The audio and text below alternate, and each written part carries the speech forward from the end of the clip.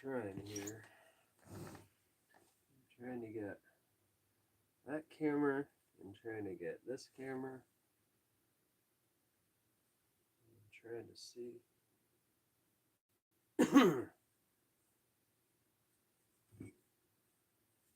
Got a block of wood here.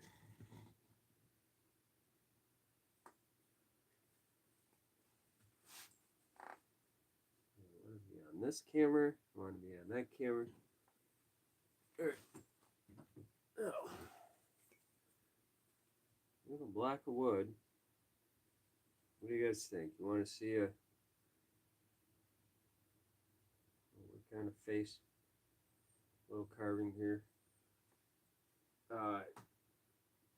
Yeah, I haven't I haven't been around much. I haven't been carving, or haven't been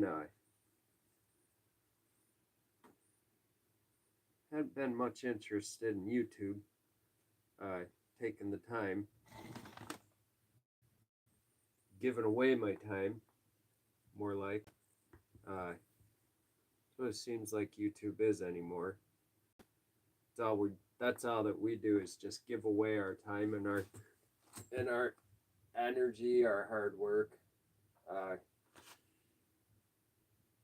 and we're just giving it away for free and not really get much back out of it. I try my best, but it gets easy to get discouraged, especially if you have any kind of ever health issues, which as you get older you do have. Not gonna get too much into it. Don't want to play pity party, but making people feel sorry for me. But I get sick. I feel sick. I'm old. We all get sick when you got health conditions that'll make you sick. You're dealing with that stuff all the time. All this camera work, all this fiddling around too, it gets to be too much. So we had a little last live feed. We worked on this little rose flower deal. I showed you how to do that in a bar of soap, and I started. See, even this, just right now, just getting the camera angle on the old hand thing, showing you. I'm trying to show you here. I started this in a video, and we got our nice carver here. This is a good, sharp, swift, old school. It's an old school whittling knife. It's probably the best whittling knife I've ever had in my lifetime. I think the thing is pretty awesome.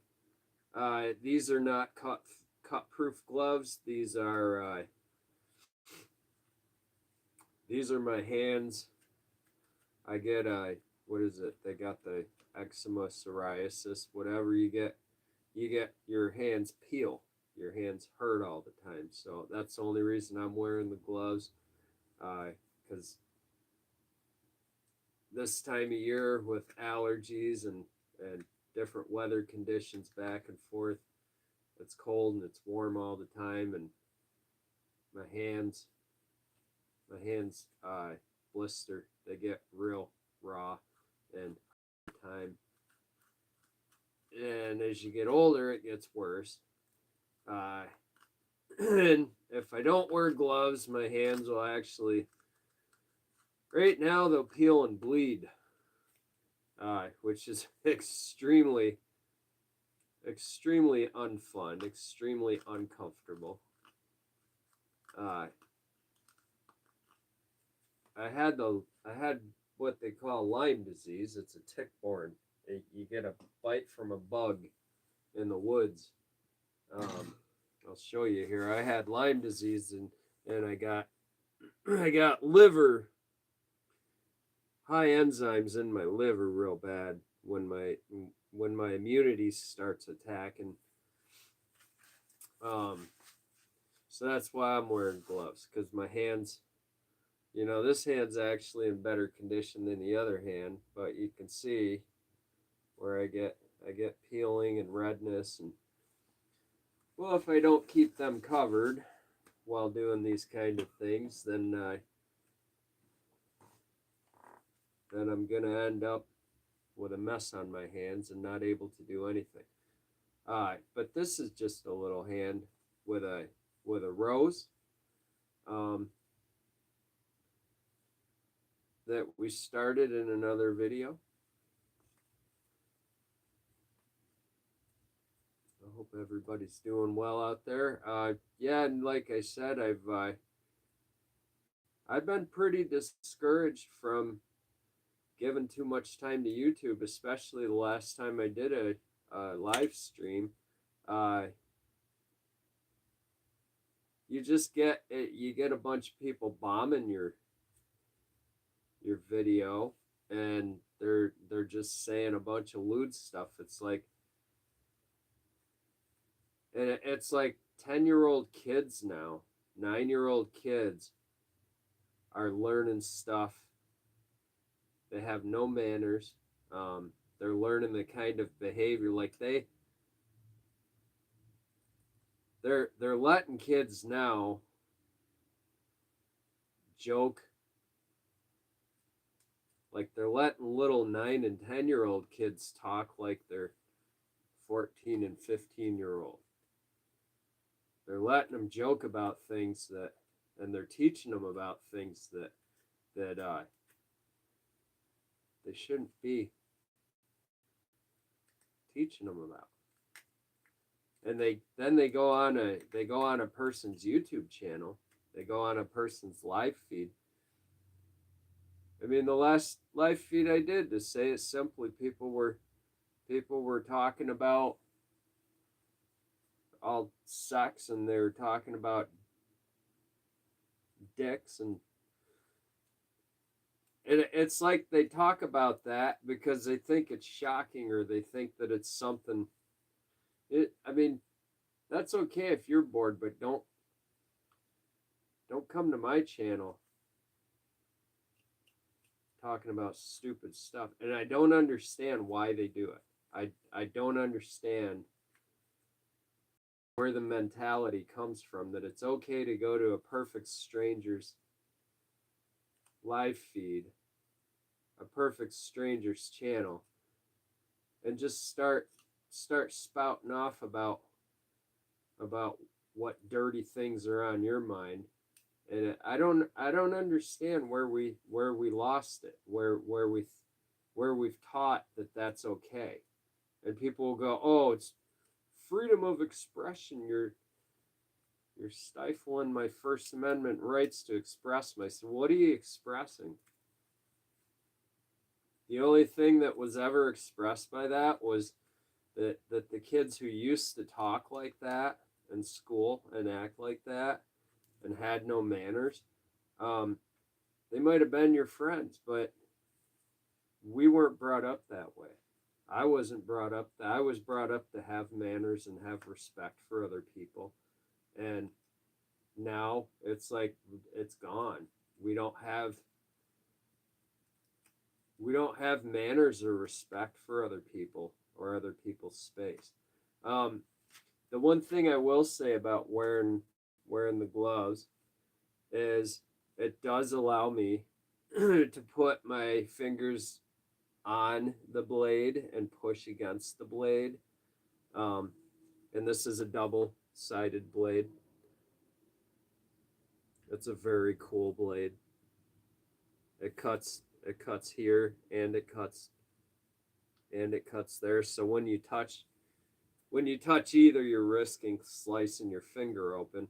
And just a regular pair of work gloves, a light pair of rubberized work gloves is sufficient for touching that blade without cutting through. And if you do cut through that part of the glove, you're going to feel that before you actually slice into your hand. So I'm just carving this into a little rose. I'm sorry that it's not, I can't get better. camera. I'm trying to stay within this camera up here too. I've got the GoPro up here.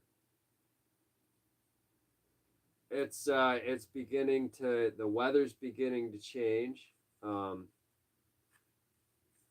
will say I was really sick there for a couple weeks. And like I said, it's from health conditions. It's because I'm old, and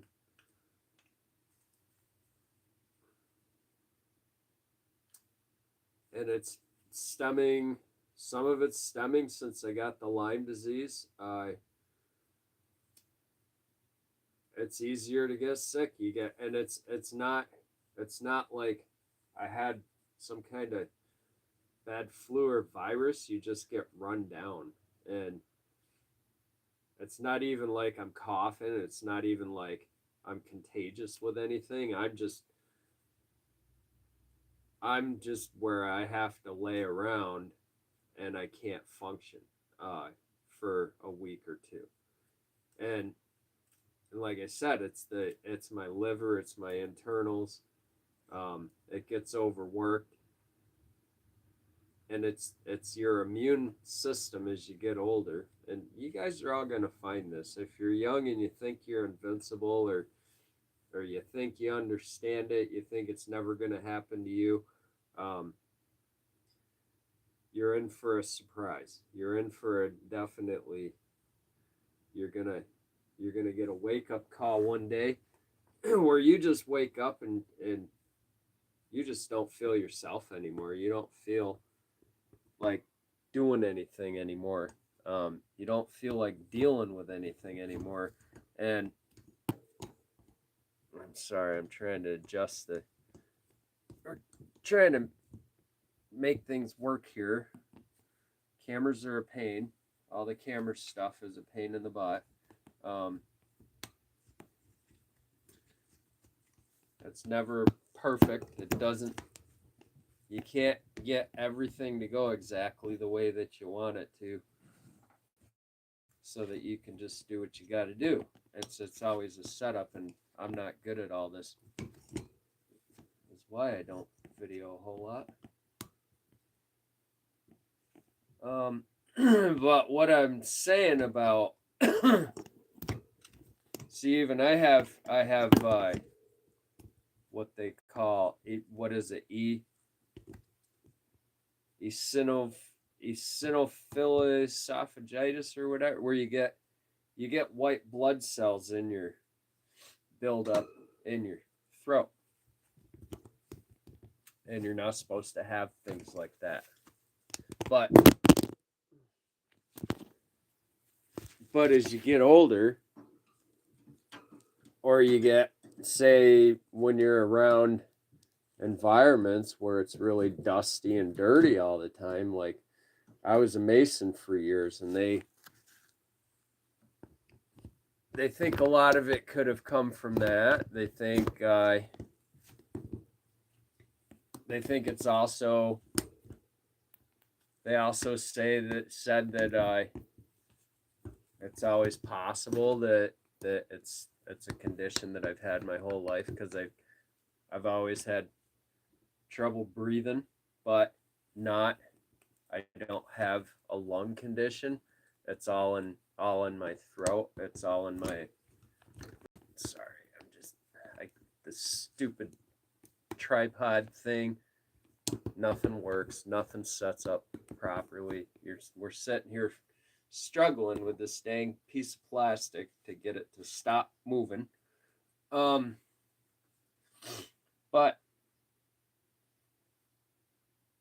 the doctors have said that most likely it's something I was born with. And I choke, I gag on things. My my throat is always, I'm always producing where I can't talk. I can't breathe when I talk.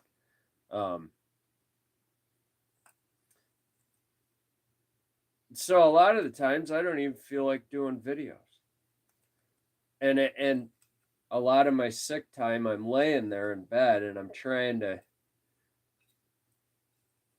work on a published video where I'm narrating a 5-minute section of video, and literally for a week I've tried and tried and I've got take after take after take, and I've got to dub over a video that, it's I'm not a good talker. I'm not good at I'm not good at talking, and a lot of the times I don't even like to talk.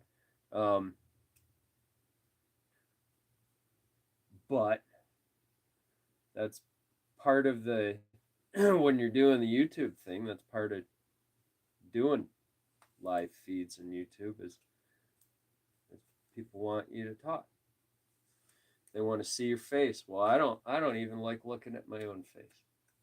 I'm not going to show you my face. I've had people come here and beg me to show them my face, and I'm just not into it. I don't understand it. I don't get the whole parasocial thing. Um, but that's why I haven't been around. I just want to carve. I just want to I just want to do things my way and not have to please anybody. I'm sorry for being selfish in that, but even my camera angles, I don't want to sit here looking at the camera while I'm trying to work on a piece of wood. Next thing you know, I'm over here and all you're seeing is this little corner of a piece of wood bouncing around. You're not seeing what I'm doing. Um, and that's fine with me. The problem is you can't. I need somebody to take video, to focus on taking video, while I just focus on working. And I've never had that for my videos. I've tried. I've had girlfriends. I've had a wife. I've tried to get them to do the camera work for me, and then all of a sudden, next thing, they're directing me. They're telling me, "No, stop! You got to do it this way, or you got. I can't get the camera angle." And I'm like, the whole point of you running the camera is me just being able to work, and you follow me. And I've been on TV. I've Back when they had a thing called television. They don't anymore. Whatever, prime time. I've been on a few shows and so I've been around professional camera people. I've been in studios. I've done film spots for companies, for commercials, for TV shows, whatever. And they never they never told me how to carve. Those professional people. And see, so for me, it's hard for me to work with anybody outside of that realm because I've only had the experience of, a guy from Travel Channel. You guys know what Travel Channel or the History or Discovery Network, all those. Um, or I've had like, the guy from the crew from the Late Show, with Dave Letterman following me around, and they don't tell you what to do. They don't. Well, the Late Show did. They would say, okay, so we're gonna move you over here and have you do something here, but it's like you've got 4 different people telling you things, and then all of a sudden it's like at the last second, they change everything. They'll be like, here, you're doing this now, and Biff's gonna stand here and you're gonna carve his face, and that's what we're gonna do. So it's like you have to be able to adapt to those things, but you're still primarily just doing your job, and you're giving the creative directors the format. You're giving them, you're setting up where they have to follow your lead as far as, okay, he needs to be here. He's gonna, like they say, where are you gonna stand while you're working? And you show them, and then they're like, oh, okay. And then and in like 30 seconds they change everything, and it worked. It's a professional atmosphere, and you got to work with those people. And when they say action, you got to go action. So it's hard for me to be directed. It's hard for me to, I need somebody who can just hold the camera and follow. And it's hard to find, because everybody wants to do it their way. They want to have their input on it, and they want to tell you what to do or what they need you to do. And it's like there's many times where I've had people ask me to do things for them, and then suddenly they're directing me, and I'm like, look, it's not going to work. Like, I'm not going to do anything for you. It's that simple.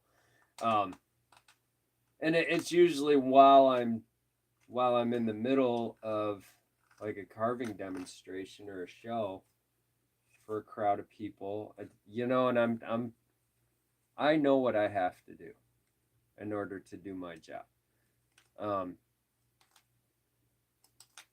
And a good camera person knows how to do their job and stay out of our way, because that's, like, I'm trying to give you the best possible. I'm trying to work quickly. I'm trying to be easy to work around, easy to follow.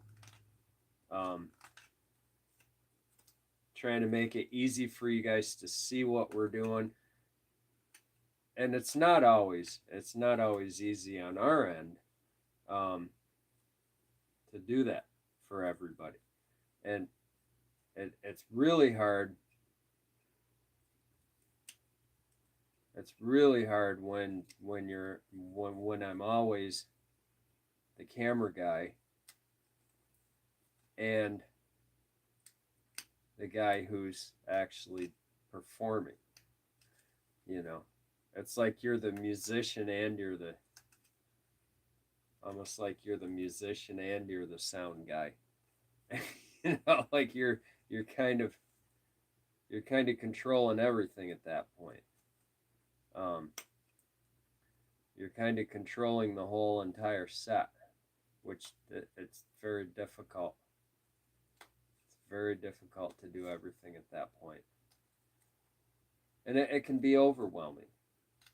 So that's why I haven't been doing a lot of video stuff. It takes a lot of energy. Well, and then you just get the comments, and you get the people viewing that are just showing up on your live feed or your channel to make lewd, obnoxious comments to get attention to themselves. They don't care what channel, they don't care what the topic is, they don't care what's going on the video. They're just there to get attention for themselves for no reason at all. And uh, it instantly kills the vibe. It instantly kills the energy. It's more like we have this. There's this common notion now in society that everything you're free to do anything that you want. You're free to act any way that you want towards other people, and that indecency is such a thing now. Um, it's such a free thing to be freely indecent to other people, and it doesn't matter who you're being indecent to or in what context it's in. Um, it seems like that it's excusable, and everybody's free to do it and be that way. And that's my problem with the internet. That's why I left Facebook. That's why oftentimes I will completely shut my Facebook account off. I'll just log it. They call it deactivate the account, where you can just you're not deleting the account. You're just shutting the account down for a while. Um, but the thing that I noticed is, and I've done the test with the account. Um, while your account, it's getting scary because you think that you shut your account off and you're getting privacy, that nobody can see your account, but that's not true. um, I just did the test recently where I actually shut my account down, what I thought was turning it off for a while, where nobody can comment, nobody can see stuff I've written, where I basically disappeared for a while. Um, the only part that disappeared was the part that should have been seen. Like the good side. They don't show the good side. They only show like I had people coming at me, like stalking me, like all these random people that I've never met, and the one, like, they're sending you message after message, and like I'm asleep. It's just like if you're asleep and your phone's off and you're not answering, you're not picking up, your ringer's off, your phone's completely off, and people keep calling you and leaving you messages, and then you wake up, you turn your messages, or you turn your phone on, and all of a sudden you've got a bunch of new voicemails and a bunch of new text messages, and everybody wants to talk. Everybody and I literally was getting these voice, like, they send you over message and they can record. They're not even typing. They're speaking. It's a voice talking. And it's some woman, and she's like, "You look just like my ex, and he was a," and they're telling you a whole story, and you've never even met him before. They're like, "I was following you and blah blah blah, and you look just like him, and he was a stone worker and a woodworker and a carver, and well, you both looked, and I just had to say," and it's like, what is going on in the world? Like, it's weird. It's creepy to me. So, um, that's where I'll say, like, I'm getting over the whole. I don't know. Can you see the hand shape happening there? A little flower. There's the petal, the leaves on the flower. The little stem is going to be down here. I know the lighting's not the best. Um, but the whole internet thing, the whole social media vibe, everything, it's it's gotten to the point where I can't stand it anymore. I don't understand it. I don't understand how we interact on it. Um, Even with the YouTube videos, like I said, like I come here, if I come on YouTube to make a video carving or to talk about something that I think is interesting, but then I get a bunch of morons on my video or on my channel making dick jokes, uh, it just seems like a shit show to me. It seems like we're just here to be made fun of. That's the only thing that you're doing anymore. And I don't put myself out for that. I've been picked on and made fun of my entire life. So to me, the whole social media thing, it's kind of gone sideways. It's not really beneficial anymore. It's we use it for all the wrong things. And like I said, it's where a perfect stranger can find me and see me, and like I'm not there for the attention that I get from people, and it's weird attention. It's like now they're more attention seeking than I could ever be. I'm not seeking attention. I'm doing this to promote my art and to make a couple extra bucks. That's why I do it. We as an artist, I've never been really much of a people person. I've never been much interested in dealing with the public, but you have to. You have to deal with the public to sell your art. You have to put yourself out there to sell your art. The internet is supposed to be, and they make it look like it's a tool for that, but the end result is anytime that you do something good, anytime you try to do something good, you're going to attract negative attention, because there's always people out there that are just looking for the negative in things. They're just looking for things to hate. They're just looking for people, like people will tell me, "Oh, you're just doing it for attention. You're just doing it for views, or you're just doing it for this or that." Like they have me pegged. They have me all figured out, and they instantly have their mind made up exactly about me and where I come from. And we've never met, and they've never even watched my channel, but they come on my you get them all the time. You get messages from them. You get email. I get emails from people all the time that I'm like, where do I know you from? And they won't tell you.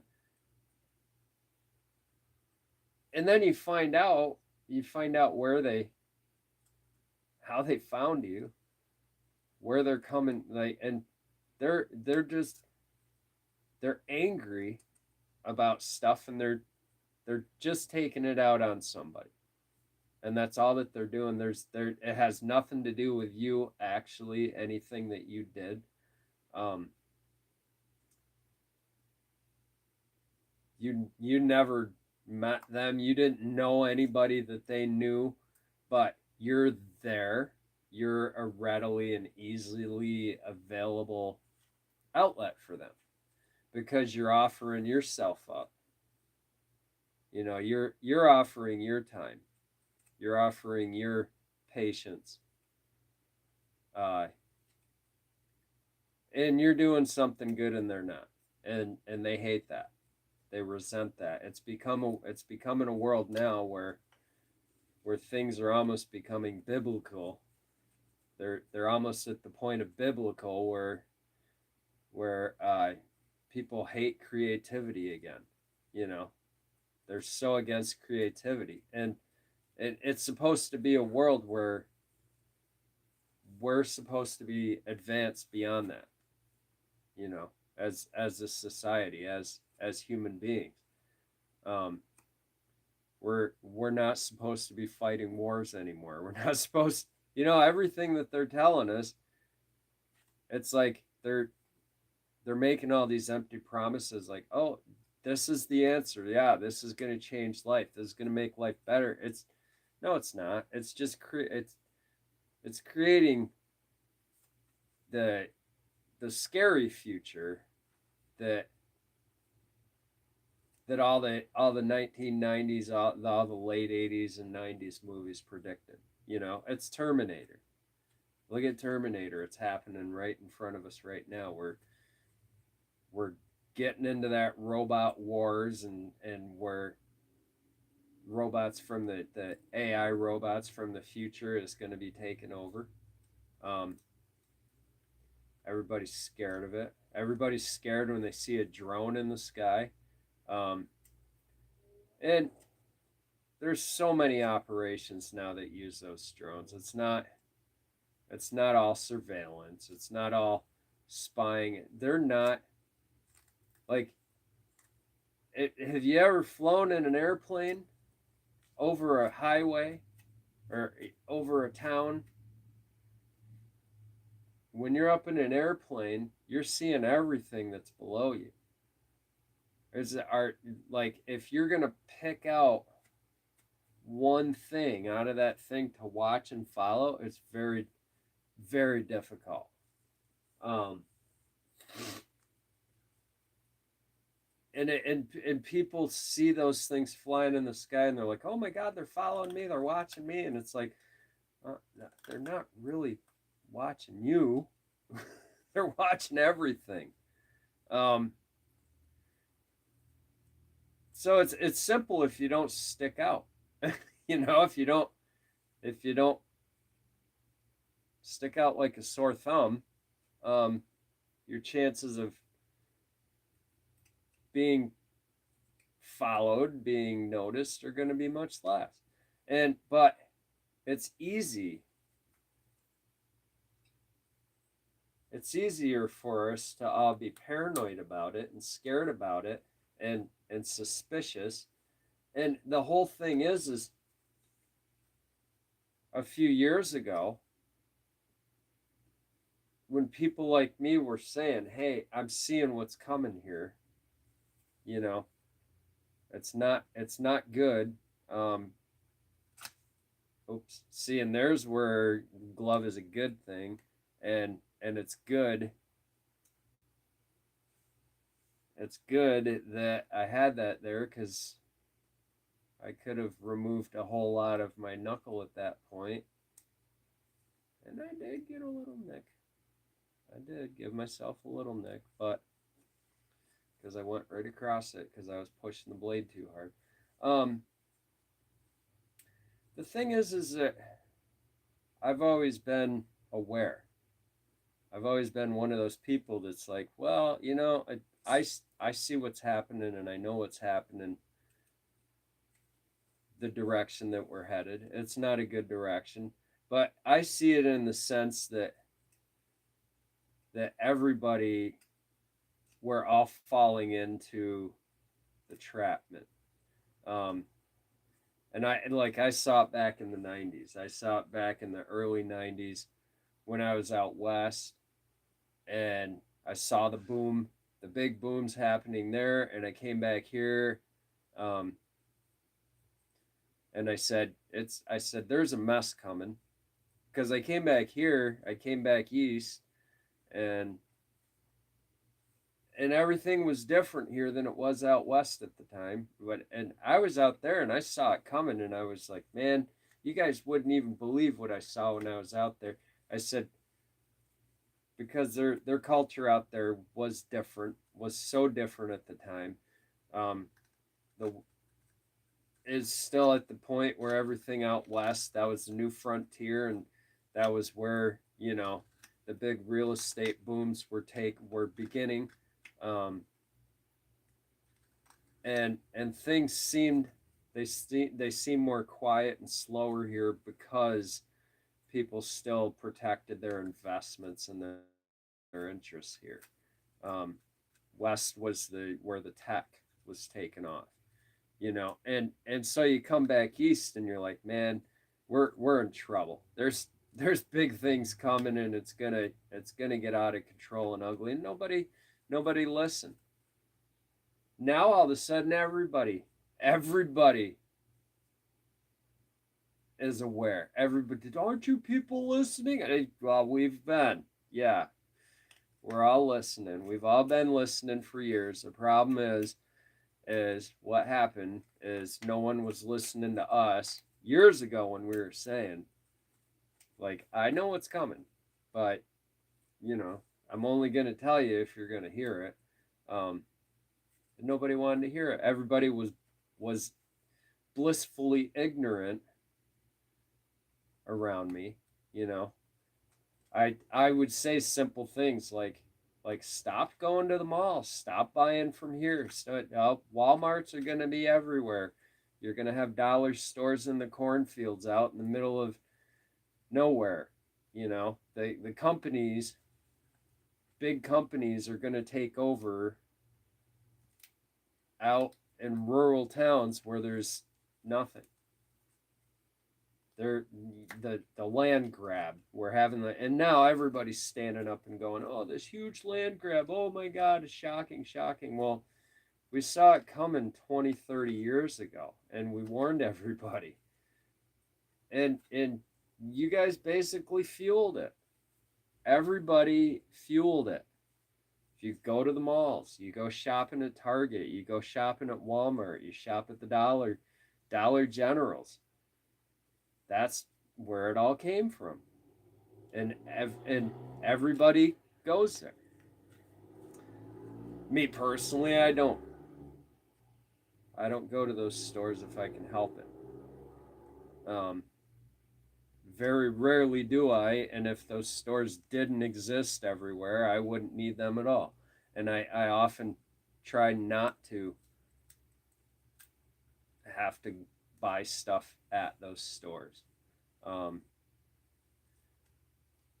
and even the bigger grocery stores, the bigger chain grocery stores owned by big corporate companies, I try not to go to. I try to go to the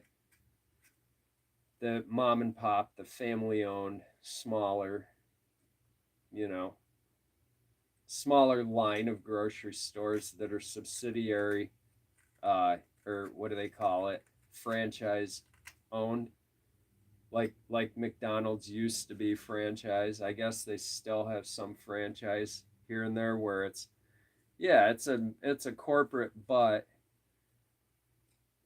the actual person owning and running that particular store and renting the property as a franchisee, it's an individual. Um, we have a chain of franchisees around here that they're the corporation that owns the company is small, and that's a family-owned company. Like your, see fingers, um, but like your Surefine, that's a family-owned operation. There is a corporate side to it, but it's still a small, independent family that owns the actual company. Um, and that's what I try to support.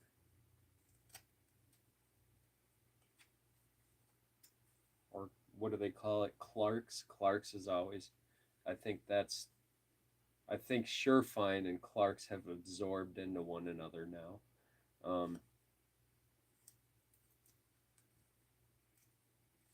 They've always been, they have the guy in the deli, and you walk in, he's slicing meat.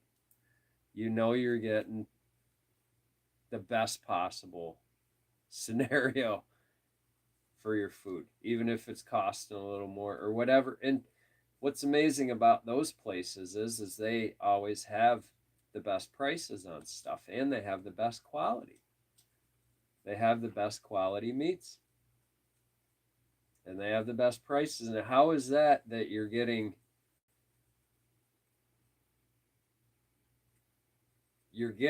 like old school right in front of you. The guy's slicing, you know,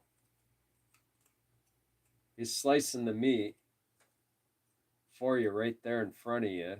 He's preparing everything right in front of you. And it's clean and it's good quality and it's handled properly. And you can see everything. And it's cheaper. It's cheaper than going to Walmart and buying this stuff that Walmart probably pays nothing to get, and it's all pre-wrapped, and even Walmart's butcher and deli people, they everything that they touch is they're basically opening a package of pre whatever. They're basically just ripping open a vacuum sealed package and doing minimal work, you know. And so how are you getting better quality, um, better handled, better prepared for less? And then, but then if you go, say you go to McDonald's, it's going to cost you 30, 40 bucks for two people. And it's garbage. And that's what's happening right now is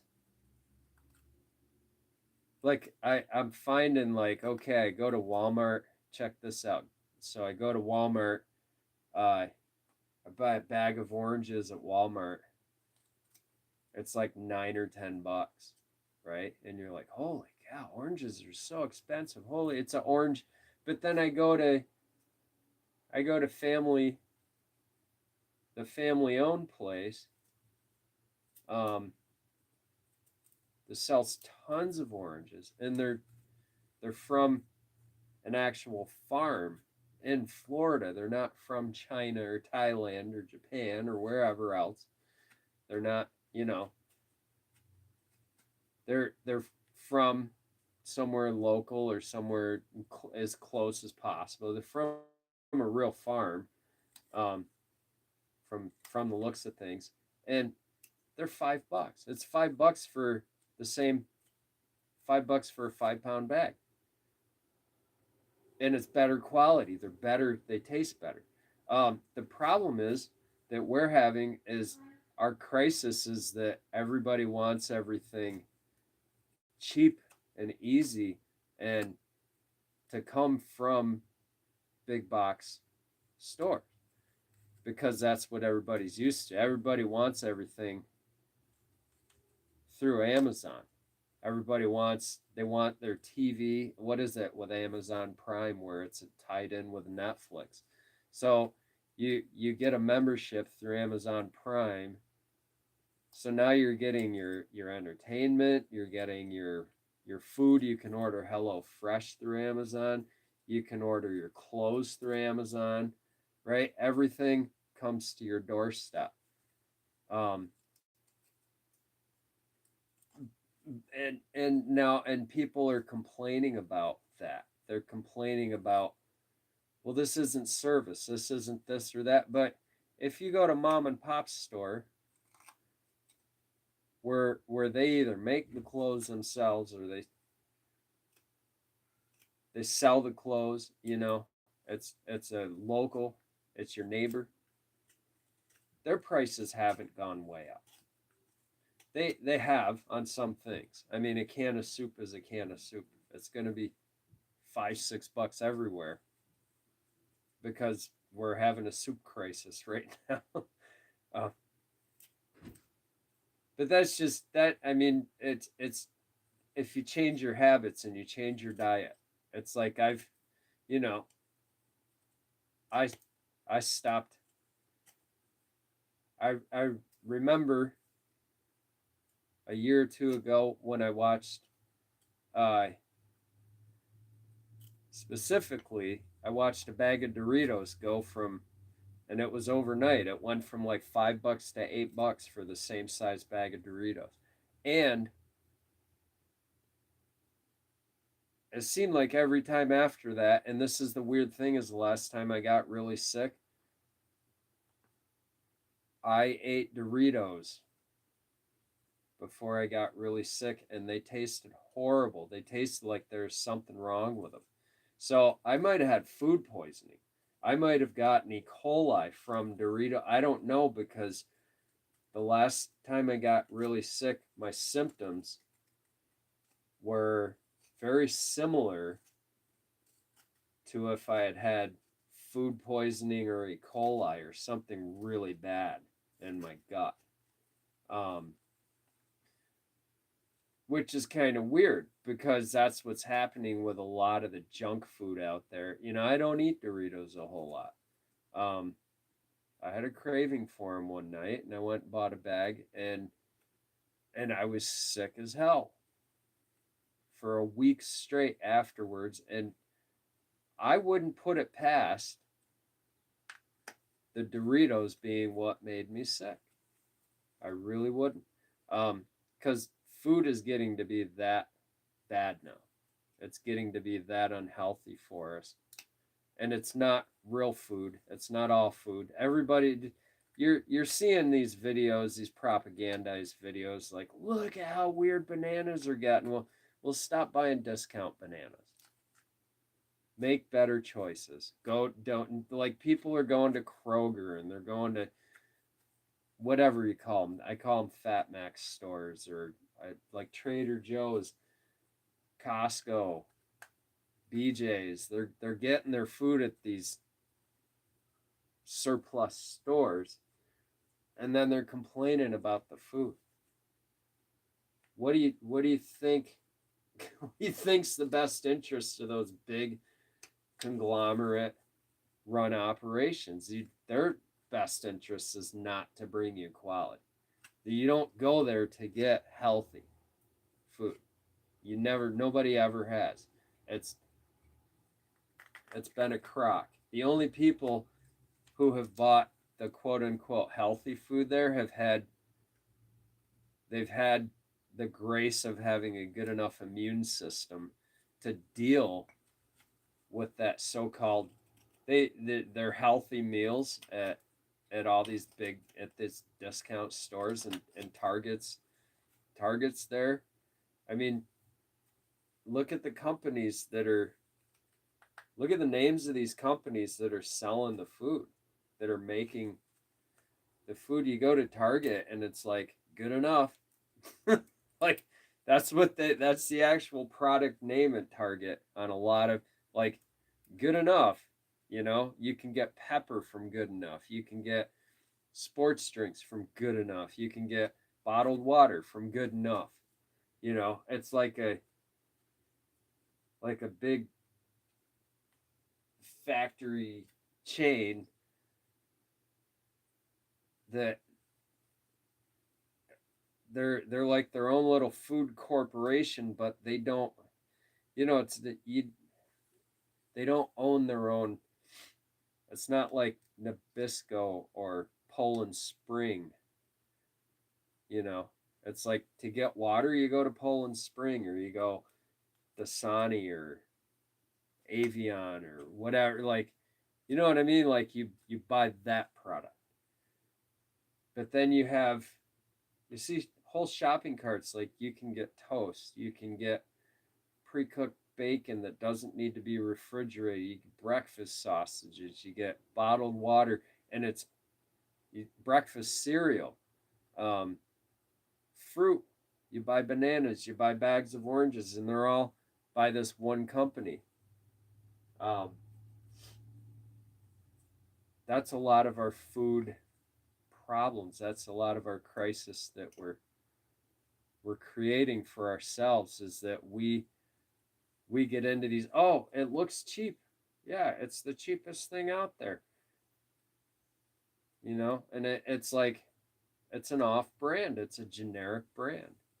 It's not like they're Nabisco. It's not like they're Dolly Madison, or it's not like they're Stouffer's, but they make the same thing that all those companies make. And it's the one company that has the stock and everything, which is, it's like having a car maker make toilet paper, or a toilet paper company make cars. and we've gotten so used to that. We've got so used to that convenience of, oh yeah, it's one company that makes everything. And I could understand if it's for like military surplus, like that's your branding company that everybody goes to for everything. Like say Costco puts their brand name on water, and they put their brand name on breakfast cereals, and they put their brand name on cars and tools on a military base because they're running the store for the military base. They're the ones, everything goes through them. So by rights, they get to put their name on everything. And you buy it all, you lease it all through them. It's all through their credit. Um, but it's strange to me that people complain about all this stuff, and it's in a situation where we've given over common sense, and we've given over our rights and freedoms to these other companies, and now we're complaining about it. Now we're saying, oh, it's they owe us this and they owe us that, but it's your choices. But yeah, we're working a little bit here. I'm just trying out the live feed while I'm waiting for someone to come and help me fix my car. So it's looking like we're almost time now. I probably got to bounce. Got to see what did this person write before I bounce. I guess I'll look if I can get the phone off thing here.